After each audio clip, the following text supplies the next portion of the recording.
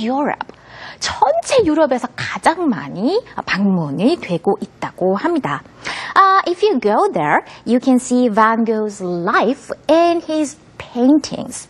And it's number one place to visit in Amsterdam. 암스테르담에서 넘버 원으로 꼭 찾아가 봐야 할 명소가 되겠습니다.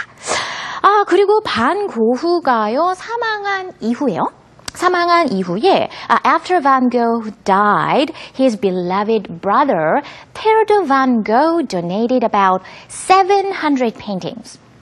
동생 테오라고, 우리나라에선 테오라는 이름으로 잘 알려져 있는데요. 동생이 그의 그림을 기증을 하게 되고요. 그리고 나서 and it opened as a museum in 1973.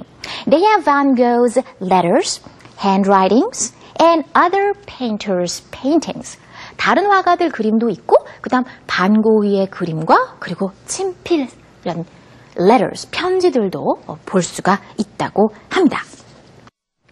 반 고흐가 언제 태어났을까요? Vincent van Gogh was born on 30th March 1853 in the southern Netherlands. 남부 네덜란드 지역에서 1853년도 3월 30일 날 태어났군요. 어렸을 때는요, 실제로 artist, 미술가가 될 생각은 없었고요. 원래는 목사를 하고 싶어 했다고 해요. 그런데 계속 시험에 실패를 했다고 하죠. 자, 그는요, 나중에 가서 화가가 되기로 결심을 하게 되는데요. He decided to become an artist and went to Paris to study art in 1880. 1880년도에 이제 드디어 마음을 굳게 먹고 미술을 시작합니다. 그리고 다음 해 1882년도에요. He settled in The Hague. 헤이그 지역에 정착을 하게 되고요. 그때 당시 the subject of his paintings was the life of lower class, like farmers and workers. In 1885, he completed what is generally considered to be his major work. His first major work, The Potato Eaters. 감자 먹는 사람들 있잖아요. 자, 그 그림을 완성하게 됩니다. 그리고 that August, 그해 8월에는요. 그의 작품이 처음으로 전시가 되기도 하죠. 헤이그에 정착한 이후 이렇게 멋진 그림을 그렸는데요. 그때 당시에 또 이 반 고흐를 사로잡은 것이 있었습니다. He was taken by the local landscape and light. 그 지역에 빛과 그다음 풍경에 완전 사로잡히게 됩니다. 그래서 그런 그림들을 막 그리기 시작해요. 그런데 계속되는 좀 정신적인 어려움, 고통 이런 걸 피해서 Van Gogh moved to Arles, hoping for refugee in 1888. 이번에는 아를레로 이주를 하게 돼요. 그리고 거기에서요, 그는 대단히 많이 아팠습니다.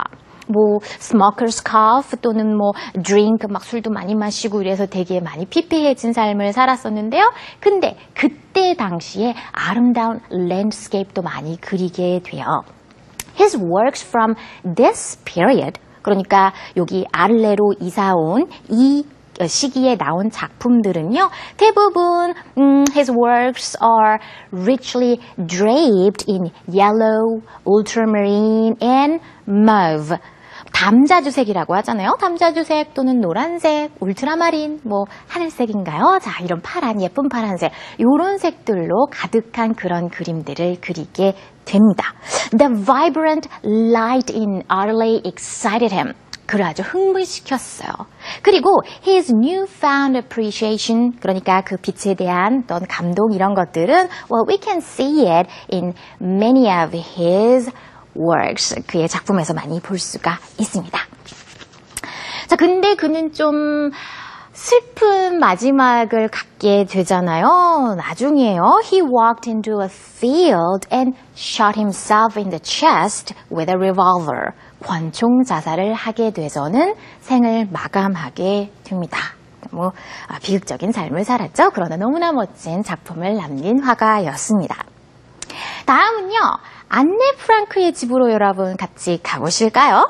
Anne Frank's house. In Amsterdam, Anne Frank's house is a place you must visit. 꼭 방문해야 하는 장소인데요.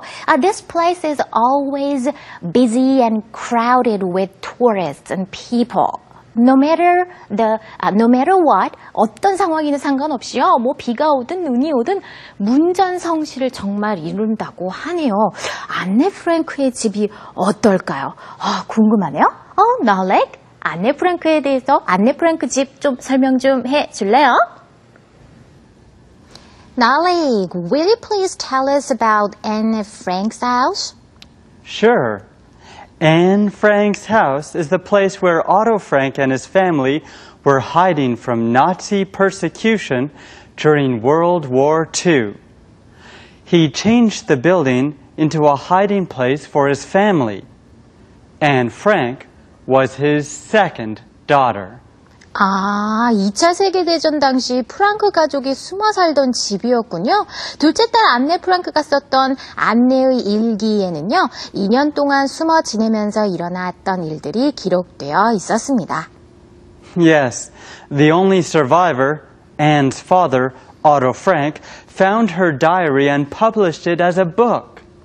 아버지가 딸 안네의 일기를 출판한 것이군요.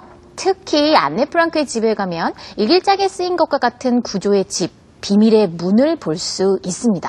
이곳에는요, 안네의 일기장, 옷가지들, 생필품들이 함께 전시되어 안타까움을 더한답니다. 안네 프랑크의 집에 대해서 조금만 더 자세히 얘기를 하자면요. Anne's father changed his house into a secret hiding place for his family. 그 집을 비밀 아지트로 그 아버지 오토 프랭크가 개조를 한 것입니다. 자, 그들은요, they remained hidden there for 2 years.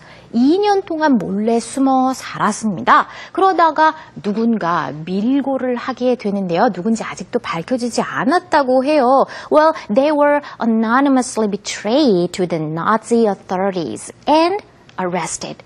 체포당하게 되고요. And deported to their deaths in concentration camps. 수용소도 캠프 중에 하나잖아요. 영어로는 캠프라고 하는데요. concentration camp, 모아놓고 이렇게 막 사람들을 묶어놓은 곳입니다. 수용소에 머물게 되죠. Of the hidden